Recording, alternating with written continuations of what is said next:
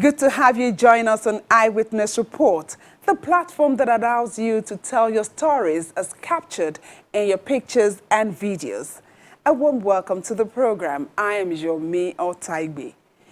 Eyewitness pictures and videos from residents of Abesan housing estate in Ikpaja area of Lagos State reveal the state of infrastructure in that area. And on a bright note, relief comes the way of victims of the 2020 flood disaster in Niger State. These and more in a moment. 39 years after it was built, the Abesan low-cost housing estate in Moson-Okunla Local Council Development Area of Lagos State has lost most of the features that once made it attractive. The deplorable state of the infrastructure and other amenities in the estate, as well as insecurity issues, prompted a renewed call from residents for government's intervention. Located along Ayobo-Ikpaja Road in Moson-Okunla Local Council Development Area of Lagos State, Abesan Housing Estate is one of the low-cost living quarters built in 1982 by the Lateef Jakonde-led administration in response to the problem of housing deficit in a fast-growing population of Lagos State. With a total of 1,500 blocks of 6 flats each and an unestimated number of other privately built houses and properties, the estate is one of the biggest in Lagos, sitting within a land area of about 176 hectares. But what was once a cynosure of all eyes now lives in its past glory, with a general outlook of disorder right from the main entrance.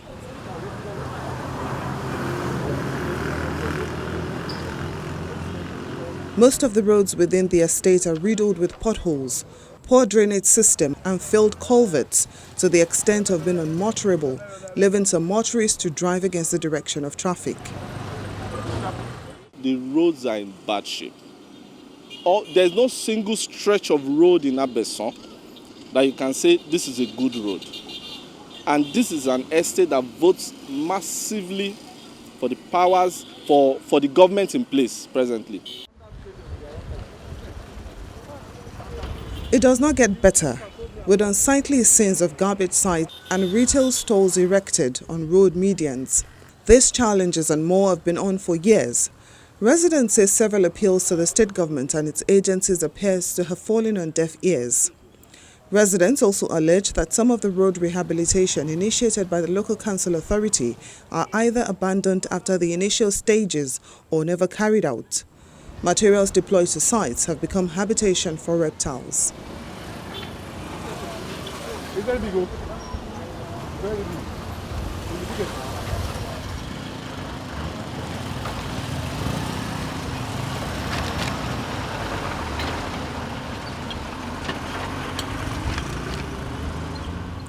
The Fifth Avenue Road is one of them.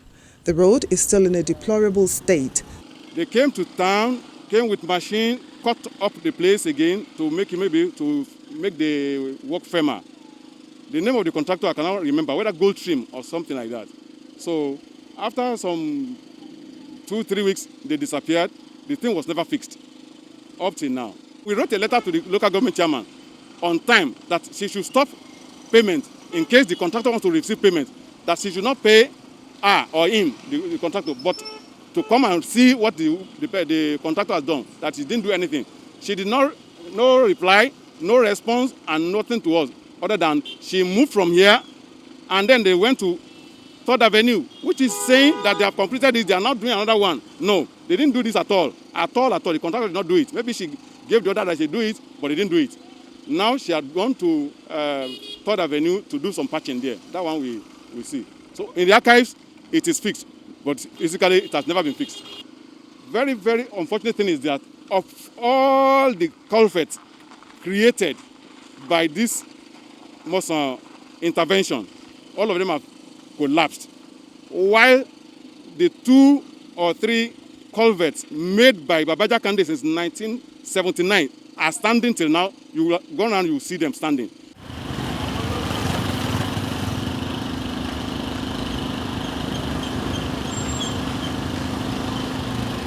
Interestingly, Fifth Avenue Road leads to other areas where public institutions like the Abesan Primary School is located. Show yourself on TV.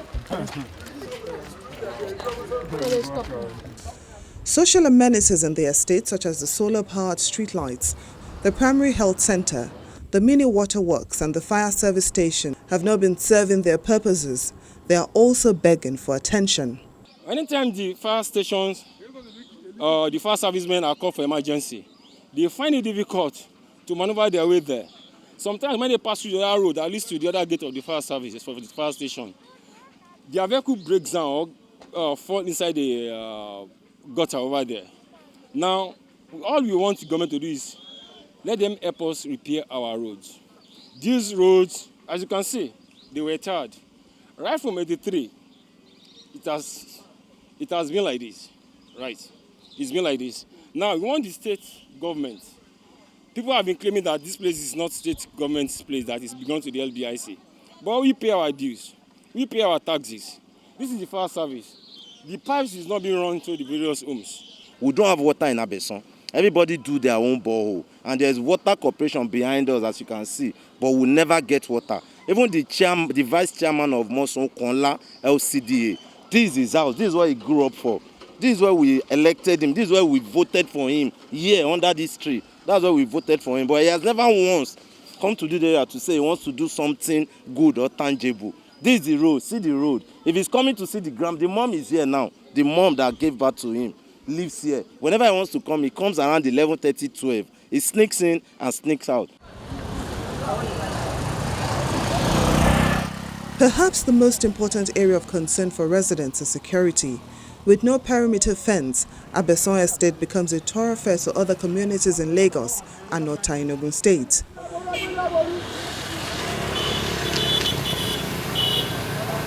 The porosity of the estate and the presence of unprofiled commercial transporters encourage criminal acts. We propose to profile the operators. We want the transporters because we want to know who and who are plying our community. The authority said we cannot do it. They said we cannot do it. So when we proposed it, we built the reflective jacket. We started registering them. The chairman of the council came personally, led talks to our community here and seized some of those reflective jackets from those who have sold to and who are using them. First thing is this. We want this car park that is located in our estate, which is never obtained in any other estate, anywhere, to be relocated outside where it belongs. No park in the estate. We have a transportation system which picks our people from outside into the estate and into their avenues. So these people here constitute serious nuisance. Even the, the Okadas, they have overwhelmed us. And it's not because of anything, but because of the problem we are facing with the council. The council is the one hampering our growth. We, by ourselves, sent them parking and they obliged. They went out the park. But the chairperson of the Mosonkola local government came around with some boys behind her, searching for us and getting her to the gate, chew out our security men. That's how the place become messed up now. And it's from that place, the hibernation of all the wrongs that is happening in the estate. Several attempts to get reaction from the local council chairman on these allegations failed.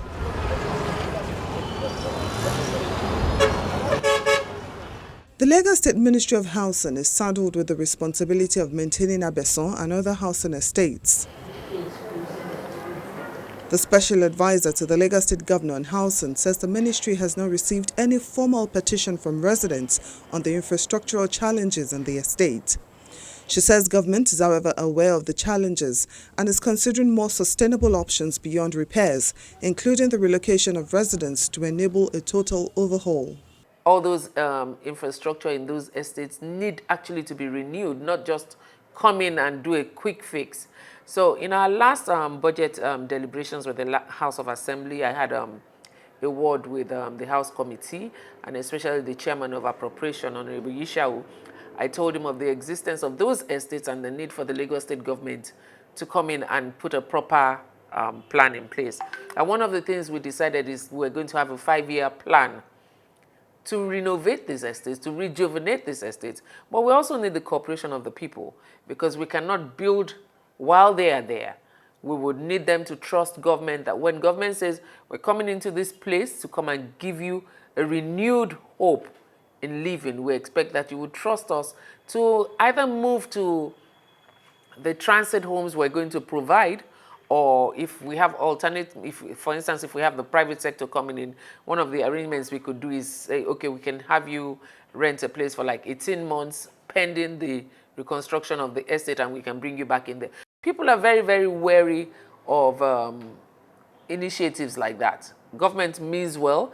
Government is committed to what they're going to do. I keep saying lives and property of people is what the government is committed to. So we're going to sit down, we're going to meet with them, we're going to put the options on the table, and we're going to do a head count. As you know, it has changed hands from so many people, and most times when we want to do things like this, we also run into the booby trap of who are the legitimate owners. We need to determine who the legitimate allottees of those units are for us to speak to them. We also don't want a situation where we fall into the hands of people who say, oh, we own those places, and then that somebody else comes back the next day and says, no, no, no, it was sold to my grandmother, or my grandfather is the original allottee. So the process is step by step. It's not something that we can just take our bulldozers in and start to create the sewage treatment plant or start to put in water there. We can put in temporary measures, but at the same time, we have meager resources. We'd rather have a holistic approach to bringing those estates back into good use. The Lagos Building Investment Company is also a partner in developing low-cost houses, but to a large extent, its role is streamlined to offering mortgage banking services.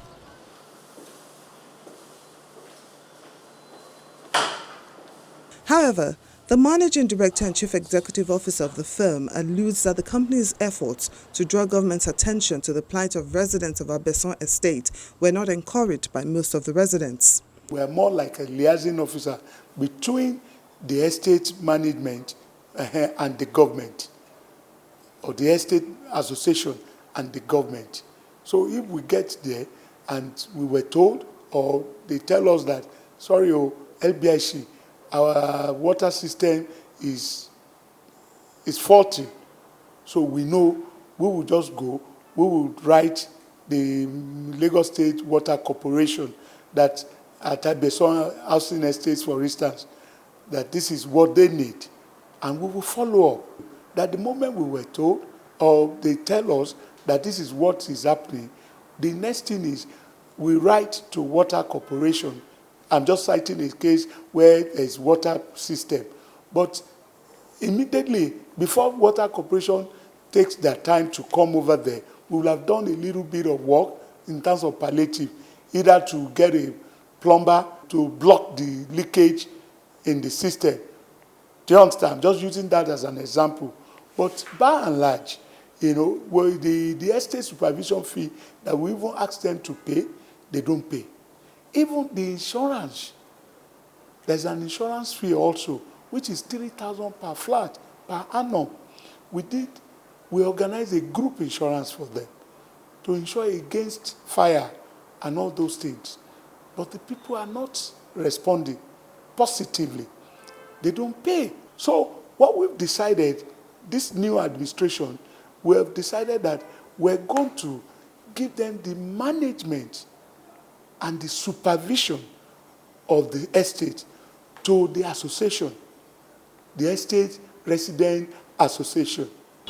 Abesan is among several dilapidating low-cost housing estates in Lagos that require rehabilitation. Whatever plans and intentions of the state government are for residents would only be determined by time. The question is, how long will these promises sustain the patience of residents who are eager to see a turnaround in their living conditions?